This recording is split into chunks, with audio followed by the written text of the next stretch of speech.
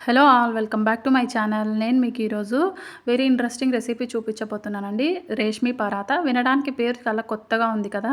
But తినడానికి కూడా అంతే కొత్తగా ఉంటుందండి. చాలా సాఫ్ట్‌గా వచ్చాయి పరాతాస్ మాత్రము. మనకిది ట్రావెలింగ్ పర్పస్ అయితే చాలా యూజ్ అవుతుందండి. చాలా సాఫ్ట్‌గాను, టేస్టీగాను వచ్చాయి. మనకింక ఏ కర్రీ కూడా అవసరం పడదు.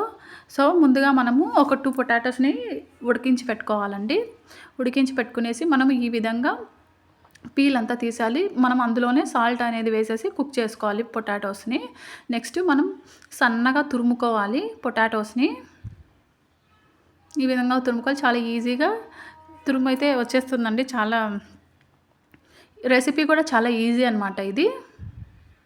నెక్స్ట్ మనం ఈ విధంగా తురిమేసుకున్న తర్వాత ఇందులోకి సరిపడా గోధుమ పిండి వేసుకోవాలండి. నాకైతే 2 కప్స్ ఎగ్జాక్ట్‌గా పట్టింది. 2 పొటాటోస్‌కి 2 కప్స్ పట్టింది. మనం ఇందులో వాటర్ యాడ్ చేయకుండా మిక్స్ చేసుకోవాలి. అందుకే మనం ముందుగానే చూసి యాడ్ చేసుకోవాలి గోధుమ పిండి. వాటర్ అనేది అస్సలు వేయకూడదండి మనం ఇందులో. సాల్ట్,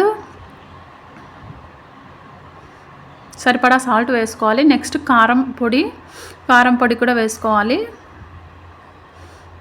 నెక్స్ట్ ఇది ధనియాలు, జీలకర్ర కలిపి నేను మిక్స్ చేసుకున్న పొడి అండి. ఇంట్లోనే ప్రిపేర్ చేసుకునింది. అది కూడా కొంచెం యాడ్ చేశాను. నెక్స్ట్ ఫైన్‌గా కొత్తిమీర కట్ చేసి వేసుకోవాలి.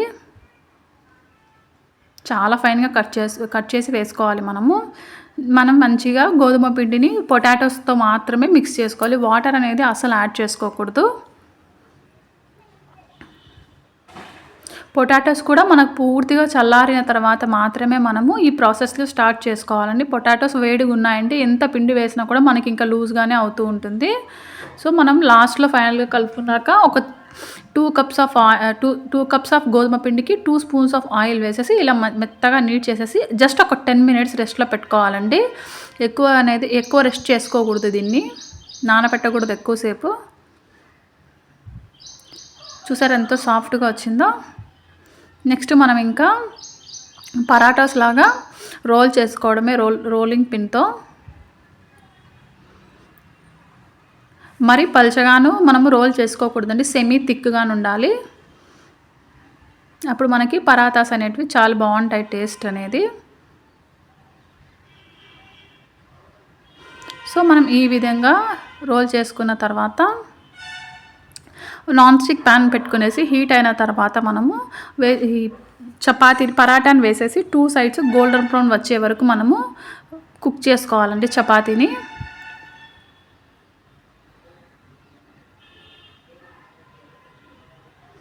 మనం ఒక సైడ్ కాలిన తర్వాత మాత్రమే ఆయిల్ కానీ బటర్ కానీ వేసుకోవాలి. జస్ట్ కొంచెం వేసుకోవాలి.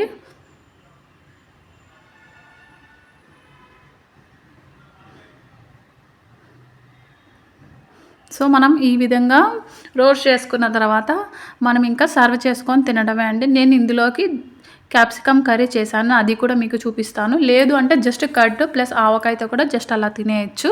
అంతే అండి. ఇంకా సర్వ్ చేసుకోవడమే. చూసారా ఎంత బాగా వచ్చిందో? సాఫ్ట్‌గాను కూడా ఉంది చూడండి ఎంత సాఫ్ట్‌గా ఉందో. అంతే అండి. Thank you.